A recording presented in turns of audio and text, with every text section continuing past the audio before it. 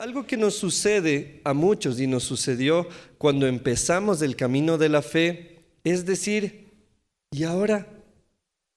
¿Y de ahí para dónde voy? ¿Hacia dónde camino? ¿Qué tipo de Biblia uso? ¿Qué música hay que oír? ¿Puedo seguir oyendo Ozuna y Bad Bunny? Ya no puedo. ¿Puedo ver Netflix todavía? Tengo que cancelar la cuenta. Ayer estábamos conversando con Kylie, con el Luchito y el Isma, no sé si andan por aquí. Allá está la Kylie. Estábamos conversando que es muy curioso que el cristianismo ahora se ha vuelto como, ¿cómo les digo? Como una ropa que usamos. Pero el cristianismo tiene muchas facetas. Y dentro del cristianismo vemos a un Jesús político. Dentro del cristianismo vemos a Jesús restaurando la masculinidad, la feminidad. Un Jesús que opina de lo tributario, porque se acuerdan cuando le dicen, creo que es trampita, ¿no? Jesús, dicen que hay que pagar los impuestos, ¿qué dices tú? Y la gente quizá esperaba que Jesús diga, abajo el SRI, abajo Roma, los celotes al poder. Y Jesús que dice, a César lo que es de César y a Dios lo que es de Dios. O sea, Jesús está opinando incluso del tema tributario. El cristianismo abarca muchas más cosas que nuestras reuniones, qué maneras de hablar, hermano, siervo, sierva, pastor, pastora, bendiciones, aleluya. No, o sea, el cristianismo va mucho más allá. Y para hablar de este tema, quizá algunos lo saben, soy parte de Biblia y Filosofía, que es una comunidad en la que procuramos pensar nuestra fe, la sociedad y la cultura. Así que hoy quiero invitar con mucha alegría a mi querido Rommel Salazar y Samuel Melo. Démosles un aplauso, por favor. Una bendición poder estar aquí. La verdad nos sentimos en casa y mucho más cuando se escuchan notas medias metaleras desde el púlpito. Dios le pague por eso porque me bendijo full. El Luchito, ¿dónde está el batero, nuestro querido Lucho? Por ahí está, Ya está cantando. Típico músico, ya se fue. Y mi querido Samuel Melo también. Hola amigos, con todos buenos días. Antes que nada, feliz día a las mujeres de esta bella congregación. Segundo, en serio que tienen un equipo de alabanza impresionante. No es un automático, así que sepan apreciarles y también agradecerles por el trabajo de ellos. Y tercero, no sé cuánta autocensura vayamos a aplicar, pero que sepan que estamos entre hermanos. Sí. No nos vayan a atacar. Muy bien, y el tema que habíamos conversado para hoy día hablar es una fe que trasciende. Cada uno tenemos experiencias diversas dentro de la fe. Les he contado muchas veces la mía, una herencia cristiana. Samuel viene de una herencia cristiana. Vos también. Bien. Pero la diferencia con el Rommel es que curiosamente él sí le metió, bueno, él y el Samu le metieron mucha cabeza a la filosofía. Pero es distinto empezar a leer ciertos autores ya desde una fe vivida y otros en tu caso, por ejemplo, que vos te fuiste a buscar a Dios donde no estaba. Correcto. O más bien ni buscarle. Más bien, vos cuéntanos cómo fue tu experiencia, porque quizá hay personas de aquí que se van a identificar también. Rápidamente, yo conocí al Señor a los 9 años, pero fue como cuando vas a la película de Avengers y le ves al Tony Stark que ofrenda su vida por todo el mundo y uno dice, ay, yo quiero recibir a Tony Stark como mi Señor y Salvador. Disculpen que soy así un poco crudo en esto, pero fue así, o sea, fue un tema más de solidaridad que de nada, 9 años. Y entonces anduve así hasta los 15 tal vez, y de ahí sí me fui a desierto, buscando una razón ontológica, o la búsqueda del ser en la filosofía, y no la encontré. Sino hasta cuando recibí al Señor, gracias a quien es ahora mi esposa, quien me dijo, si quieres seguirme visitando vas a tener que ir a la iglesia. Yo dije, he pasado 1000 veces, no voy a pasar hoy día más. Y entonces apenas entré, hubo alguien que creyó en mí, con toda mi imperfección, con toda mi basura encima, y me dijo, ven, vos te vas a hacer cargo de los niños. ¡Wow! Ese hombre fue un hombre de Dios, quien creyó en mí. Y bueno, al poco tiempo después de haber leído a Nietzsche, a Hegel, a Heidegger, a un montón de otros existencialistas, fenomenológicos, etcétera, etcétera, recibí a Cristo en mi corazón cuando encontré la respuesta a lo que yo buscaba, y está en Éxodo 3:20. 3:14. 3:14, muy bien, sabes Biblia. Cuando Moisés le dice a Jehová, ¿quién soy yo? Y es el único Dios que he podido encontrar a lo largo de todos mis estudios, de mis investigaciones, que se presenta a sí mismo como yo soy. Anda, diles que yo soy, te manda. Y eso para mí es la respuesta a una pregunta ontológica que la filosofía se sigue haciendo. ¿Qué es el ser? Y Jehová te dice, yo soy. Hay quienes dicen, la traducción dice yo seré, es lo mismo. Es lo mismo, porque si lo abordas desde el punto de vista existencial, el yo soy es un estoy aquí. Y desde el punto de vista fenomenológico es yo seré, es decir, yo me proyecto a futuro. Amados hermanos, Dios es y Dios será en nuestras vidas. Amén. Biblia y filosofía. Aquí sí compadre. puede ser todo lo pastoral que quieres. Claro, es que en los encuentros de los jueves siempre tenemos jóvenes más que no siempre están tan cerca de la fe, y entonces siempre al Rome le decimos, no tan pastoral, porque él ya quiere hacerles pasar y orarles y todo. Entonces aquí sí puedes hacerles pasar, la niña de tus ojos en el piano, pero a alguien más le pasó que se acercó a Dios desde la razón. Alguien aquí quizá, ¿por qué diferencio esto? Porque como dijo el Rommel, muchas personas dicen, llegan a la iglesia, un video de la pasión de Cristo y por solidaridad literal, ¿no? Como que, chuta, Él murió por ti, ¿cómo no le vas a aceptar? Y uno como que, la plena, no sé, que pobrecito, se dejó pegar y vos ahí mala onda, no le aceptas como tu Señor y Salvador. Y entonces es donde tenemos que empezar también a pensar en una fe que trasciende eso, una fe que trascienda la pena. Que nuestro caminar con Dios no tenga que ver con una deuda, porque muchos de nosotros quizá lo vivimos así, tantos años sirviendo a Dios como pensando, es que le debo la salvación que me dio. ¿Cuándo acabaré de pagar? Ya serví en los adolescentes, en los jóvenes, compré las UMAS, estoy donando para la nueva casa. La Fanesca, ya me apunté con la Nelicita, voy a las mamás de SOS, estoy sirviendo en otro lado, y a veces siempre vivimos en deuda. Como que Dios nos dice, ¿a qué hora me acabas de pagar lo que te di? Cuando pensando en el Evangelio, cuando dice en Juan 3:16 que es un regalo la salvación que recibimos. ¿Se acuerdan Juan 3:16, verdad? Porque de tal manera amó Dios.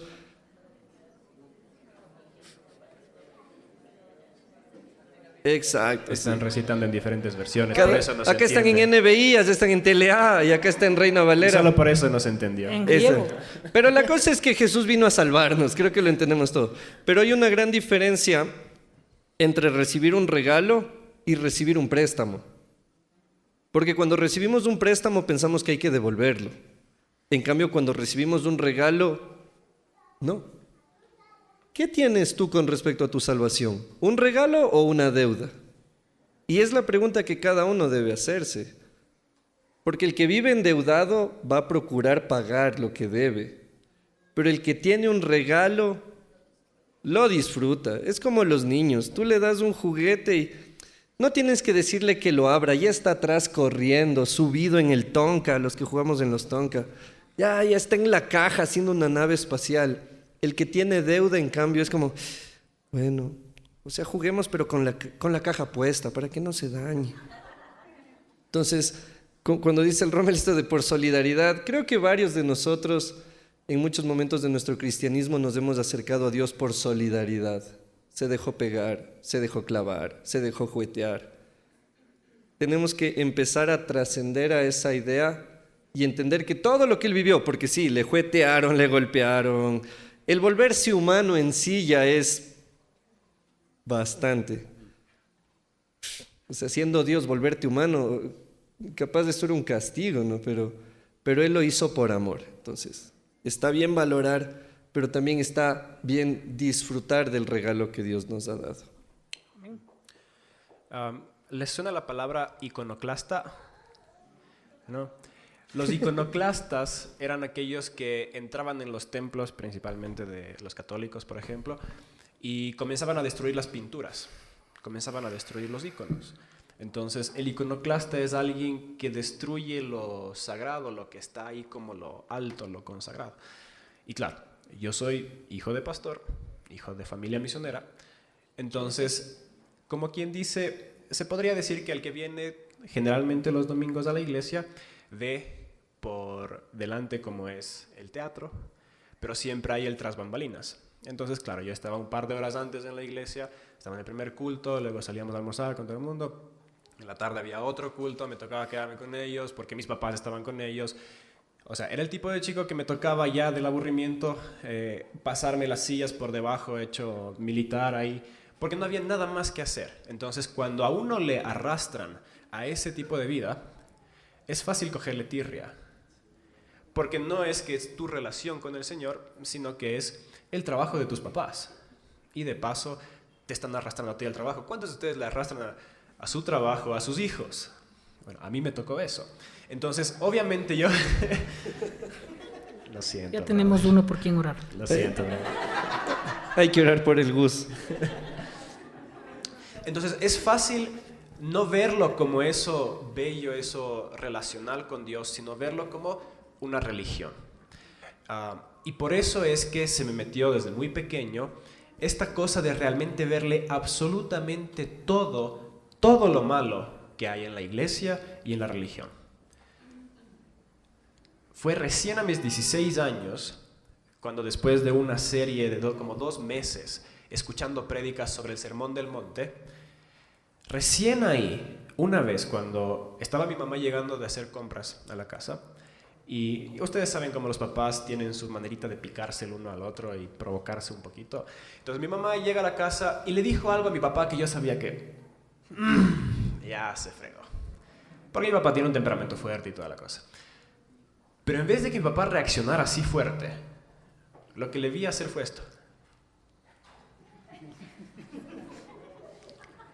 Y justo un par de días antes, el domingo, él mismo había predicado sobre bienaventurados los que hacen la paz, porque ellos serán llamados hijos de Dios. Ahí dije, razón. Ahí todo tiene sentido. Y enseguida se me metió un pensamiento como, ¿cómo sería este país si en vez de 200.000 personas haciendo la peregrinación a la Virgen del Quinche, se dedicaran solamente a hacer la paz en sus casas?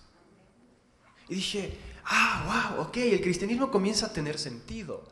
O sea, fue un acto, no un texto, pero fue el texto que fundamentó el acto lo que de repente hizo que tenga sentido.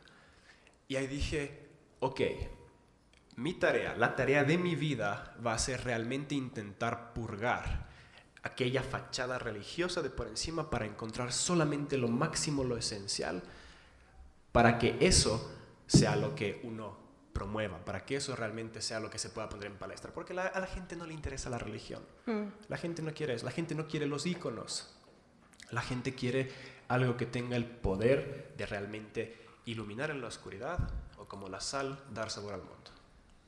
¿Dónde está el pianista? Para que... Amén. Sí, Recibo, varón. Amén. Me parece que hay 2 cosas que nos ha robado la ortodoxia. ¿Conocen la palabra ortodoxia? Tradición. La ortodoxia nos ha robado, y es paradójico, la racionalidad y la espiritualidad. Y ustedes pueden decir, no, jamás, es que nosotros, al contrario, tenemos una fe muy racional, y no es así. Parece que nos hubiéramos conversado. Yo también estaba pensando en el Sermón del Monte. Jesús, en el Sermón del Monte, repite 5 veces en diferentes partes del Sermón del Monte, en el Mateo 5. Has oído que fue dicho, está citando a la ley, mas yo os digo. ¿Qué es lo que está haciendo Jesús? Está haciendo un proceso de racionalización de la ley, pero sobre todas las cosas le está aplicando al hoy, a lo que me está pasando. Y lo aplica desde tierra, con pies puestos en tierra, no le aplica desde una fe sin sentido. De cierto, has oído que fue dicho, mas yo os digo. Está haciendo un acto de racionalización y de construcción de una fe nueva en un tiempo y en un espacio determinados. Y eso nos está faltando. ¿Por qué? Porque lo que hacemos es, lo que oímos, vamos y a rajatabla, se me apagó, y a rajatabla lo aplicamos en donde sea. Por ahí dicen, hay un chiste, ¿no? ¿Cómo está tu fe tóxica? ¿Ya fuiste a pisar algún lugar para declarar que fue tuyo? Ay, tenaz. Hace unas semanas me dijeron que por favor predique sobre cómo el cristiano va a estar libre del coronavirus. Y yo les decía, yo lo único que tengo es fe. Pero entonces es así, la racionalización. Tenemos que racionalizar el texto, y esto no significa desecharle, no significa quitarle el poder a Dios, que es soberano, sino significa que uno tiene que pensar y repensar la fe, la palabra, el texto escrito desde un contexto adecuado al hoy. Segundo, el tema de la espiritualidad. Jesús fue un hombre muy místico y se nos ha quitado lo místico. Y creemos que místico es únicamente escuchar música cristiana, y lo hacemos como un ritual. O sea, si es que en mi carro está música cristiana, yo soy cristiano y no me va a pasar nada, y eso no es así. CJB 89.3 en Amén. Pichincha. Lo De hice, 2 a 4. yo dije que lo iba a citar. Muy bien. Lo místico es más profundo. Lo místico está inherente en todo lo que hacemos, en lograr ver a Dios. Y esto no es panteísmo, ojo. No es decir que Dios está en todo lado, pero no es todo, pero está en todo lado. El tema de la santidad va por ahí. ¿Qué es santo? ¿Qué no es santo? Y cuando Jesús habla de la santidad, la refiere en Mateo 5 mismo como lo completo, como lo total, como lo maduro. Entonces, ¿qué nos hace falta? Madurar nuestra fe, ser críticos, lo que vos decías, ser críticos con las formas de la iglesia. Si nos damos cuenta, estamos solo en formas y no en fondos. Y hoy por hoy, cuando la sociedad es tan antagónica, a veces estamos en la mitad y en uno de los polos, sin entender racionalmente dónde tenemos que estar y dónde Cristo nos quiere. Entonces, aterrizo. ¿Qué nos pide Cristo? El mandato de Cristo es que nos amemos los unos a los otros. Ese es un mandato. Lo demás es sugerencias, digamos, pero un mandato es amarnos los unos a los otros. ¿Y cómo amas? Está en Mateo 28:19, haciendo discípulos. Una iglesia que hace discípulos y que vive la fe en el camino, con altos y bajos, con caídas y levantones, que nos mira como somos vulnerables, con nuestros trapos de inmundicia, dice la palabra, y nos ama y cree en nosotros, es una fe que trasciende. Esto no quiere decir que a lo malo tengo que llamar bueno. Lo que quiero decir es que cuando nosotros amamos, ese ADN de Cristo se va a transmitir, y la otra persona solita va a empezar a dejar de caer los velos que tiene en los ojos. Eso es mirar la viga, no mirar la viga en el ojo ajeno, sino la de uno. ¿Sí? Dentro de eso está el desafío que cada uno de nosotros tenemos en descascarar nuestro cristianismo. ¿Por qué digo descascarar? Hace una semana entregamos el departamento en el que vivíamos en la Kennedy, y ahora vivimos acá más cerca, gracias a Dios. Pero en cambio la iglesia se va a cambiar de lugar, entonces gracias a Dios también. Exacto, es como que no te cacho, pero te quiero. Así. Y saben que algo curioso que pasó es que ese piso era de parquet, y había una parte que se veía, que yo la veía muy normal, o sea, nada del otro mundo, un parquet ahí, y la señora que hacía la limpieza dice, aquí está de rasquetear. Para quienes no conocen el verbo rasquetear, es pasarle un rasquet, pasarle la limalla de acero, una esponja dura, etcétera, etcétera. Entonces, yo decía, pero ¿por qué si está bien? Yo le veo y se ve color madera. Pero fue bien curioso que ella le hizo una tonterita como, sin, sin, sin, sin. Y entonces vi la madera de verdad. Ese fue. O sea, lo que veía no era la madera, era... La señora dice que es del polvito, como una grasita que se va formando, pero no le oculta el sucio, eso. Claro, pero es que no quiero decir así porque era mi casa, pues, patos. O sea, diría que es del sucio en cualquier casa de ustedes. En la mía era un polvito. Fino, es transparente, así. Lo que me resultó extraño es que el color de la madera no se ocultaba, pero tampoco se veía claramente. Y entonces ellos saben que yo a todo le estoy siempre sacando reflexiones, y Dios tiene que hablarme así como a guagua, porque si no, no entiendo. O sea, hay gente que dice, ¿qué capacidad del Jimmy de sacar ejemplos? No, no es qué capacidad, es que Dios me habla como a niño. O sea, ve, así como en el parquet hay el sucio, así tienes que revisar tu espiritualidad. Entonces, ahí sí entiendo, ¿no? Entonces, claro, Leo escudriña mi corazón y es como, sí, entonces, ve el parquet, escudriñar, raspar, limpiar, quitar. Y es un desafío de cada creyente el rasquetear un poco nuestra creencia, porque la fe es un regalo y la fe está ahí. Pero hay que rasquetearle un poco para ver, como decía el Samu, en qué formas nos quedamos. ¿Cuántas canciones lentas, cuántas canciones rápidas? ¿Cuánto hay que dar de ofrenda? ¿Cuánto hay que dar de diezmo? ¿Cómo se saluda? ¿Con beso, sin beso? ¿Hay que venir con falda? ¿Hay que venir con pantalón? Aquí en la IDF tenemos la tranquilidad de que si quieres traerle a tu perro, le traes al perro. Y lo más sorprendente es que cuando traen los perritos ponen más atención a la prédica que nosotros. O sea, yo me acuerdo una vez atrás, era como un cocker así oyéndole al David. Y yo en cambio en el WhatsApp, que entonces era... Si Rocky le escucha a Dios a través del David, voy a hacer la prueba también, ¿no? Pero, o sea, es un desafío nuestro el ir descascarando esta fe, porque con el tiempo, y ya les habrá pasado a los que llevan años en esto, conoces de Dios y...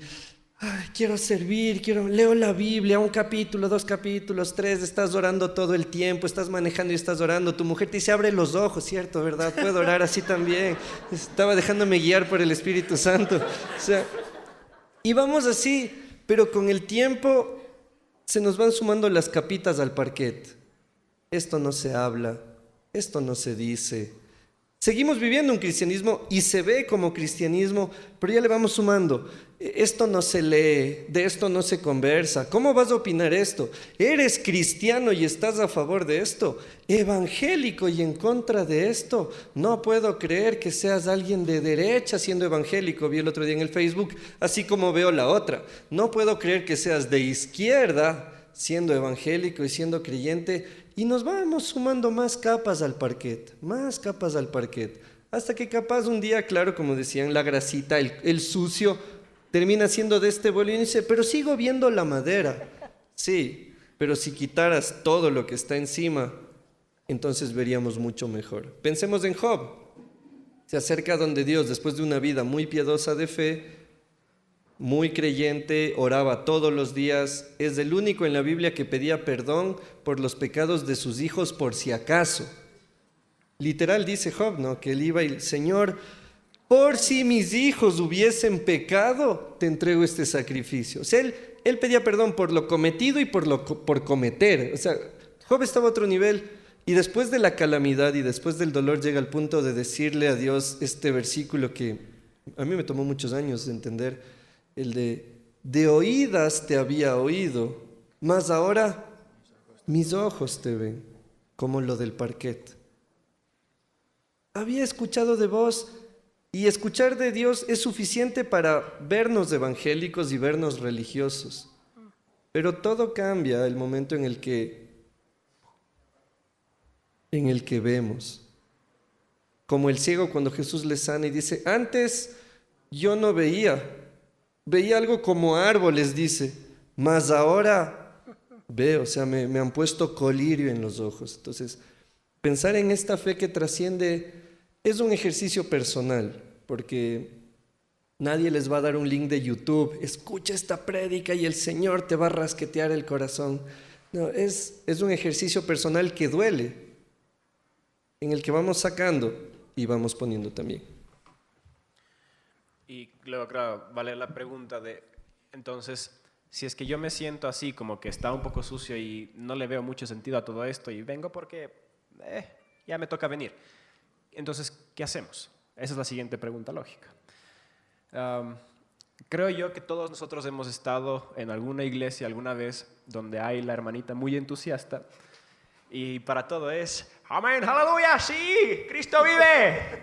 Y es como que, ok, bien, tiene esa conexión. El fuego. Pero yo no lo tengo. O el hermano varón que está con la Biblia bien agarrado, amén, sí, hermano, que Cristo, sí. Y uno dice, ¿cómo pueden estar tan involucrados con algo así? O sea, ¿realmente lo creen? ¿Realmente lo están sintiendo o es solamente teatro? Pero cuando ves que comienza a haber gente que llora y gente que tiene un gozo de estar ahí con las manos alzadas y todo, y tú estás así, ¿no? ¿Qué tienen ellos que no tenga yo? Estoy viniendo a la misma iglesia, estoy escuchando las mismas cosas. ¿Qué puedo hacer? Y esa fue mi siguiente pregunta. Y el tema es que realmente el paso inicial es ese deseo, pero luego viene lo que llamamos revelación. O sea, a menos que el Señor se te revele, a menos que el Señor te abra tus ojos espirituales, no tiene sentido. Porque para el mundo es locura, pero para nosotros es el Evangelio. Entonces, ese es un principio teológico que es difícil discutirlo. No hay una receta para llegar a entender esta locura. Pero si es que te llama la atención y consideras que hay algo aquí que tú también quieres. Yo me sentía como, estando ahí en la iglesia, había dos categorías. Aquellos que estaban adelante, luego había una pared de cristal y los que estábamos atrás. Porque podíamos ver lo que sucedía, pero no éramos parte de ese ambiente. Entonces, cuando el Señor, a través de esa mordida de lengua de mi papá para traer a vida el texto, un poco después, habrá sido una semana después, literalmente estábamos en el sauna con mi papá, conversando a calzón quitado, literalmente a calzón quitado, que en Finlandia se va desnudo al sauna. Pausa. El Samu es finlandés. Yo sé. Yo le veo y miro... Marruecos. Miro Marruecos, Cotocollao, yo lo sé. Pero la verdad es que el Samu... Es que tu papi era de Cotocollao, pues. Sí. Entonces, por eso digo, es la herencia. Entonces, cuando él habla de Finlandia, es porque él es finlandés. Entonces, y allá acostumbran esto de a calzón quitado, literal. Sí. Ya, aclaración. Y estando ahí... Yucho. Totalmente. Transparentes. El Señor me pone esto en el corazón. Si es que realmente me amas, confiésale a tu papá tus pecados.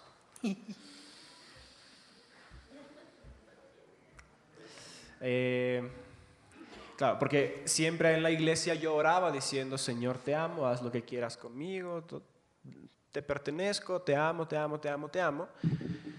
Pero ahí me dijo, si es que realmente me amas, vas a confesarle a tu papá tus pecados. El problema de esto era que yo, en fin, es una expresión que dice, ser el adorador de los ojos de tu papá. Eso significa que realmente quieres que tu papá te vea solamente como lo bueno.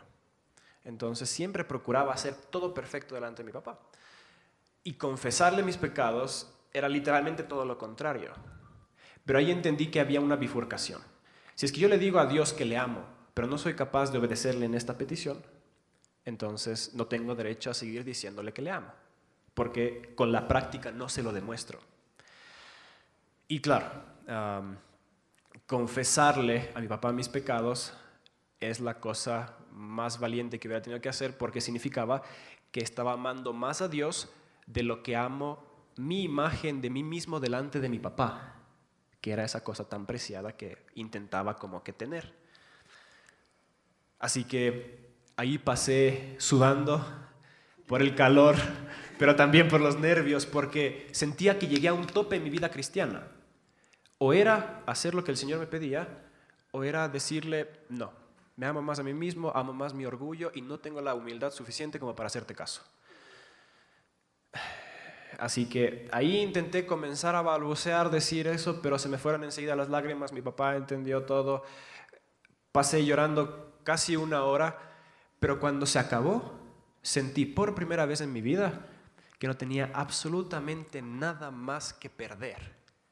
Y como no tenía nada que perder, estaba ahí delante. Se había roto ese muro de cristal y si es que la gente me veía llorando en la iglesia porque estoy feliz con Dios, ya no importaba, porque yo ya no venía a la iglesia para mantener mi imagen delante de la gente.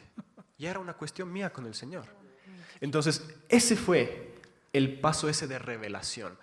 Probablemente tú sabes que hay algo que el Señor te está pidiendo, pero que has estado ahí sosteniendo tú el control. Y el Sermón del Monte, algo que a ambos nos ha llegado, es justamente, ¿a ti también? Perfecto. El Sermón del Monte nos llega porque está hablando del reino de Dios.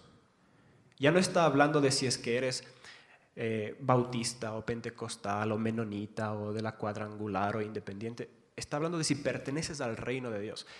Y aquellos que pertenecen al reino de Dios son aquellos que han decidido entregar el gobierno de su vida a Dios. Eso significa que yo ya no gobierno ni mis pensamientos, ni mis palabras, ni mis emociones, nada. Todo le pertenece a Dios.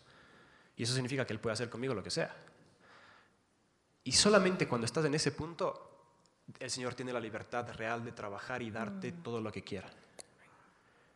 Así que ese es el primer paso, en mi opinión. Y ahí si es que quieres comentar el tema de crecimiento, no sé. Un tema, este tipo de pensamiento y de certeza viene de la mano con el que nosotros no podemos agradar a Dios. Si es que eso está en nuestra teología, tenemos que reconsiderar, porque Dios se agradó de nosotros, y está escrito en Juan 3:16, que vos citaste. Dios amó al mundo, a todos, con gorditos, flaquitos, guapos, no tan guapos, feos, ya o sea, lo dije, ya. Dios, nunca lo he dicho antes, pero o sea, Dios cambió mi vida, pero me dejó la cara de testimonio. Yo también ya estoy casado, más que. Entonces, es un día a la vez, y tu fe se construye diariamente. Rápidamente, me acuerdo una vez entro al cuarto y le veo a mi hijo que tenía unos 6 años con hermana. La hermana decía que le dolía la panza y el pana decía, voy a orar por vos, pero voy a orar poniéndote la mano en la panza porque ahí vive Dios. O sea, uno podía haber entrado y decir, no, si Dios está en todo lado, escrito está, ni sé qué, ni sé cuánto. Déjale. Dale guías, enséñale, que te vea bravo, que te vea triste, que te vea altos, bajos, no te vea en el estándar, porque cuando él llegue ese momento, él va a decir, estoy lejos de Dios. La fe se construye diariamente. Y tenemos un hombre y un personaje que se especializó en hacer teología. Este tipo, por endemás, como dicen por ahí, fue teólogo de teólogos. O sea, si ustedes quieren ver a alguien tan racional como este señor, tienen que leer el libro de Romanos, de Hechos, de las cartas. ¿Cómo se llama ese señor? Pablo. Saulo, antes, ¿no? Antes de... Lucas, no dije Hechos, Lucas dije... Hebreos dije, perdón, me equivoqué. Somos perfectibles, hermano, Dios me ama. Eso dices tú. Ojalá así sea. Y Dios desde arriba. ¿Pueden orar por mí, por favor? Yo te quiero como amigo. Pero entonces Romanos 12:1, rapidito. Ahí está la pepa. Así que, hermanos, os ruego por las misericordias de Dios que presentéis vuestros cuerpos en sacrificio vivo, santo, agradable a Dios. Aquí paramos. Pablo está hablando desde la tradición greco-romana. Ahí habían sacrificios. No es que la fe tiene que doler. Ojo. John Piper, uno de los teólogos contemporáneos, dice que tu fe tiene que ser gozo. Hay estudios sobre el llamado. El llamado es divino, es específico, es satisfactorio. Tu llamado tiene que satisfacer tus necesidades. Y si eres casado, de tu esposa o tu esposo. Y si eres padre, de tu esposa y de tus hijos o esposo e hijos. Si eres soltero, tu llamado tiene que ser tan saludable que tus padres estén gozosos en verte servir. Hay un caso especial cuando los padres no son creyentes y escrito está que negarán a la familia y esto, este otro, pero ojo, tu ministerio no tiene que ser carga para el otro. Y si lo está haciendo, redefine. Aquí yo soy una de las personas que tenía muchas cosas que hacer en la iglesia, muchísimas cosas, y tenía broncas con la fe. ¿Por qué? Porque yo quería estar en la iglesia, ya tenemos que estar, tenemos que llegar justo, tenemos que hacer todo el día, tenemos que hacer todo el día, y esa era... Es que a algunos les está llegando. Entonces, perdón. unos Kleenex, por favor. Reciban, por favor. Pero entonces la fe no tiene que doler. ¿Saben qué me hizo a mí alejarme de la fe? Verle a mi mamá siempre llorando. Y les digo, yo le decía a mi mamá, si ese es tu Dios, yo no quiero ese Dios que te hace llorar siempre. Ve. Dejen llamar a mi mami. Listo, voy a pasar. Santo, agradable a Dios, que es vuestro culto. ¿Qué dice? Racional. Vuestro culto. ¿Y por qué a veces somos irracionales en el culto? No me refiero a los servicios, sino a nuestra fe. A nuestro vivir la fe, a nuestro caminar diario. Sigo, repito. No os conforméis a este siglo. O sea, no te dejes llevar por las cosas que están pasando. Y es por eso que yo siempre les digo a los chicos, sobre todo a mis hijos, tengan pensamiento crítico, no se traguen la píldora. O sea, piensen un ratito, vean las otras opciones, veamos desde el otro lado qué es lo que está pasando. Porque no tenemos que conformarnos a este siglo, que es lo cultural. Sino, transformaos por medio de la renovación de vuestro entendimiento. Entonces, mis ñaños, si es que antes fuiste ateo, si es que antes fuiste agnóstico, si antes fuiste católico, si antes fuiste evangélico, hoy conoces a Cristo, tienes que estarte transformando. Ve, recibe, varón. Porque si no, eres lo mismo con otra tapa. Y lo único que estás haciendo es oyendo HSJB. Está bien, a las dos no, ya. Poniéndote camisetas que dicen Cristo te ama, leyendo libros de solo chocolatitos para el alma y cosas por el estilo. Un evangélico cultural. Un evangelismo cultural, una producción cultural, que viene de mano del capitalismo, ¿no? Ojo, pero eso es otro tema. Para que comprobéis cuál sea la buena voluntad de Dios agradable y perfecta. Yo oigo por ahí gente que les ha pasado cosas. A nosotros mismos, con mi esposa, hemos salido de una crisis terrible. Mi esposa estuvo con un tema por ahí. Y uno dice, pero estoy orando, pero estoy diezmando, pero estoy siendo buen joven, ya ni estoy diciendo malas palabras, ya no me peleo cuando manejo. ¿Qué estoy haciendo mal? Estoy orando antes de comer. La buena, agradable y perfecta voluntad de Dios está por sobre todas las cosas que te pasen. Si te da coronavirus, si te agripaste, si te fue mal en la universidad, si todavía no consigues enamorada o enamorado, si todavía no te casas, eso es la buena, agradable y perfecta voluntad de Dios que se hace día a día. Y no jales. Porque el otro día que hablábamos nos preguntaron si es bueno el sexo antes del matrimonio. ¿Qué les contestamos? ¿Qué dijo el Yoda? ¿Te acuerdas? No Yoda, pero por favor. Esperar debes, ¿no? Ustedes van a saber, y la pastora va a saber más aún. Hay un jovenazo que se llama Daniel Goleman, que escribió un libro chévere. Inteligencia emocional. Él dice que tienes que extender la gratificación. Extender la gratificación. Ahí está. Dale. Todo tiene su tiempo, Salomón. Aplaza la gratificación, Daniel Goleman. Paciencia tú debes tener, mi joven Padawan. Yoda. Amén. Eso es para los jóvenes. Se me va el tren. Tengo 35 años y no me he casado. Se me va el tren fresco, loco. Ya mismo viene el Express. Hay Uber. Sí, tienes que invertir un poquito más, pero sí. Listo, es que no me sale la prueba. Es que la prueba del ser bachiller está fregada. Dale, mete ñeque y va a salir. Es que el trabajo no me llaman. Es que no me llaman. Ya hice la entrevista y no me llaman. Listo. Buena voluntad de Dios, agradable y perfecta. Entendemos la voluntad de Dios, que es buena, agradable y perfecta siempre y cuando hemos racionalizado lo que Dios nos está haciendo en este momento y hemos confiado en Cristo como nuestro Salvador. Un día a la vez. ¿Será que nos regalan unos minutitos más para contar una cosita más? Sí. Sí, yo sé, ya son 11:55 y algunos están pensando en la olla que dejaron puesta. Entonces, Adiós. claro. Por eso hay que comprarse olla lenta. La Fer no quiere. Fer, la olla lenta es buenaza, porque ¿quién tiene olla lenta? ¿Sí o no? Ay, pones eso, no se quema nunca. Claro que luego llegas y se desintegra todo. Es como, tú ibas a hacer seco de pollo y es cazuela de gallina. Es como, Caldo de pollo. pero hay algo con lo que quisiera cerrar y que quiero escuchar, sobre todo del Samu y del Rommel, que es algo que curiosamente nos pasó a los tres, y es el conocernos, el encontrarnos con Dios en el silencio.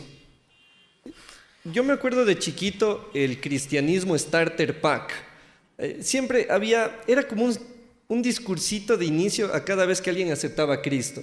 Entonces, cuando decían, si tú hoy día hiciste la oración de fe, si hoy tú tomaste una decisión por Jesús, tienes que orar, leer la Biblia, ir a la iglesia, juntarte con otros creyentes y escuchar la HC. Les juro, yo vivía en Carcelén y siempre esa era la recomendación, que escuchen la emisora cristiana para que ya no oigan otras barbaridades. Aunque hay que ser honestos, ¿no? Dentro del mundo cristiano igual se oyen unas barbaridades, pero en ese tiempo se creía que no. Entonces, yo siempre tuve este cassette. Para ser cristiano tengo que hacer A, B, C, D, E. Lo raro fue que con los años, leer la Biblia a mí no me satisfacía. A mi mamá me acuerdo que le decía, mami, ¿puedo ver la tele? ¿Ya leíste la Biblia? Ay, ¿puedo ver la tele? ¿Ya leíste la Biblia? Tenía mi Biblia como buen niño creyente, Reina Valera 60. Bienaventurado, Mateo 5 ya, bienaventurado, el Salmo 1 mejor, no, está muy aburrido. Ya mamita, ya leí un capítulo entero, así, el Salmo 110, ¿cuál es? El 117 creo que tiene 2 versículos. Entonces, yo me sé esas zapadas porque era niño de iglesia, entonces, y no reniego de eso yo, pero me pasó lo mismo que al Samu. El Samu le tocaba irse por debajo de las sillas. Yo una vez quise hacer una fogata y quemé un evangelio de Juan. Y de ese les contaré otro día. El problema fue que mi papi me encontró. Entonces, mi corazón, mi mente y mi trasero lo supieron. Uno de los hijos de Corea, así de Claro, no, sí. Y es que me he tratado, es que de evangelio solo uno. Un evangelio de Juan, los demás eran tratados. Pero es que decía, ¿a dónde vas a ir? Pues al infierno, veamos si esto se quema como en el infierno. Y sí, se quemaba. Volviendo al tema, leía la Biblia, no me producía ninguna satisfacción. Intelectualmente sí, porque memorizar versículos te hace sentir mejor, te haces del sabiondo de la iglesia, porque no necesitas abrir el texto, sino que lo memorizas. Orar, por ejemplo, era algo, yo orar solo lo hacía cuando pecaba, ¿no? O sea, todos los días. Pero siempre la oración era con culpa. Señor, perdóname por haber hecho esto. Señor, bendice el alimento. Señor, perdóname por esto. Entonces, yo cumplía el rito decentemente. Pero la verdad es que donde yo me encontré con Dios, desde donde yo tengo un acercamiento más sincero, coincide con el Samu y el Rommel. En el caso del Samu, Mateo, Éxodo 3:14. En mi caso, Eclesiastés 3:11, cuando yo dije, nada es para siempre, el amor no es real, nada dura toda la vida. Y un día, un sábado en la mañana, me desperté, abrí la Biblia, Eclesiastés 3:11, y dice, Dios lo hizo todo hermoso en su tiempo y ha puesto eternidad en el corazón de ellos, sin que el hombre alcance a comprender la obra que Él ha hecho desde el inicio hasta el fin. Y me acuerdo claramente, sábado 9 de la mañana. ¿Quién abre la Biblia un sábado 9 de la mañana teniendo 20, 19 años? O sea, el que abra le invitamos a predicar también. O sea, yo me levantaba a ver Drake y Josh, pero ese día empiezo a leer y cuando leo esto que dice, y ha puesto eternidad en el corazón de ellos, me sucedió exactamente lo mismo que a ellos. Eternidad, pero si nada es para siempre. Entonces volví a leer con la esperanza de que haya cambiado el versículo, ¿no? Y ha puesto eternidad en el corazón. Yo decía, no, es mentira, no hay eternidad en nuestro corazón, no es cierto esto, no es verdad. Me acuerdo que en ese tiempo como familia le vimos a un gran amigo serle infiel a su esposa y él era un referente por poco para nosotros. Entonces dije, si él siendo todo lo que es no pudo vivir algo para siempre, entonces nada es cierto, la eternidad no es cierta. Y volví a leer y volví a llorar y me pasé una hora llorando igual, pensando en Eclesiastés 3:11, hasta que en un punto solo dije, Dios, si hay de verdad eternidad en mi corazón, quisiera que me hables. Y algo loco que nos pasa a los tres, y que es algo de lo que quiero que podamos conversar, es el tema de la contemplación, del silencio frente a Dios. Como nos han dicho que el cristianismo es hacer, el rato que no hacemos entramos en crisis, ¿se han dado cuenta? Es como, no estoy sirviendo, no estoy cantando, no estoy tocando, no estoy predicando, o sea, si no estoy haciendo, entonces ya no soy agradable ante Dios. Y quizá a alguien de ustedes ya le pasó también que en el silencio es donde más te encuentras con Él. Ejemplos breves en la Biblia. Elías se va al monte muerto del miedo, allá no había rollo de la ley, Pentateuco, no había sinagoga, nada. ¿Y con quién se encuentra allá? Con Dios. Jesús, despertándose muy temprano, salió a la montaña a orar. En el silencio también está Dios presente y tiene mucho que ver con lo que ustedes mencionaron y me encantaría que ustedes puedan hacer este aporte desde lo místico, desde recuperar una fe que no tiene que ver con hacer, sino con contemplar. Hemos ya dicho varias veces la palabra místico y solamente como aclaración, lo místico tiene que ver el punto donde el humano conecta con lo divino. Entonces no necesariamente tiene que ver con las poses yogi y lo medio oriental. No tiene que ver con eso. Lo místico lo pueden practicar las diferentes religiones porque es más la actitud de realmente buscar conectarse con lo divino. Y como lo mencionó Jimmy, el cristianismo también tiene lo místico, y no solamente tiene lo místico, sino que existe una rama de cristianismo místico, que no es lo mismo que el esoterismo o el sincretismo. Por ejemplo, estaba Elías, está Jesús. Jesús es un místico cuando sale a buscar la presencia de Dios en la madrugada, en la montaña, para conectarse con el Señor. Pero un ejemplo aún más radical podríamos decir que es Juan el Bautista. Juan el Bautista que se aleja de la sociedad para no estar escuchando la bulla de la gente, el trajinar de la ciudad, todas esas cosas que todo el tiempo están interrumpiéndonos, sino que se va al desierto para estar ahí, en total soledad, buscando la presencia de Dios. Y generalmente son estos místicos cuando descienden luego desde el desierto de la montaña, que luego hablan con voz reveladora de parte de Dios. Moisés mismo. Moisés no encontraba la presencia de Dios ahí en medio de la gente. Él subía al Horeb y estaba ahí, en contacto directo con Dios. Es más, estaba en un contacto tan fuerte con el Señor que cuando bajaba su rostro brillaba tanto así que la gente no podía verle directo a la cara. Su rostro brillaba, entonces tenía que ponerse un saco en la cabeza. Eso es el tipo de cosa que sucede cuando estás en presencia de Dios. Y yo, como hijo de pastor, no logro necesariamente conectarme así, a ese nivel, con el Señor en la iglesia, porque es una experiencia demasiado comunal. Y está bien porque la iglesia y en la iglesia también se busca juntos al Señor. Y hay otro tipo de revelación de parte de Dios. Pero existe incluso una rama en el cristianismo original que eran los padres del desierto. Y de los padres del desierto nacen un montón de cosas que conocemos hoy, como por ejemplo el devocional, la vida devocional. Entonces, digo yo, si ustedes están mal acostumbrados a orar así, básicamente cruzando las manos, cerrando los ojitos y comenzando a decir un montón de cosas. Digo esto, digo lo otro, pido aquello, agradezco por esto, amén, me voy. ¿A qué rato te sentaste a escuchar al Señor?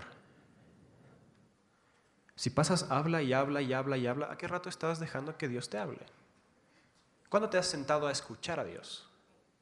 Porque siempre decimos, bueno, es que Dios no habla en voz audible. Así. Sí, pero de todas formas, ¿te has sentado a intentar escucharle al Señor? Pero para poder escucharle hay que tomarse su tiempo. Y por eso es que a mí me fastidia, por ejemplo, cuando comienza a sonar los teléfonos. No porque... No estoy... Ya le salió lo pastoral. No. Porque no tiene nada que ver con el tema de que suene en una reunión o alguna cosa. Tiene que ver con que, por ejemplo, cierto tipo de teléfonos te dicen cuántas veces uno levanta el celular durante el día. Y en promedio hay entre 140 y 160 veces que uno levanta y desbloquea el celular. Eso es todo el tiempo saltando nuestro pensamiento de aquí y de acá, de aquí y acá. Tenemos un estilo de vida ultra acelerado donde todo el tiempo estamos manejando 3, 4, 5, 6 cosas en nuestra mente. Y es una adicción a la hiperactividad.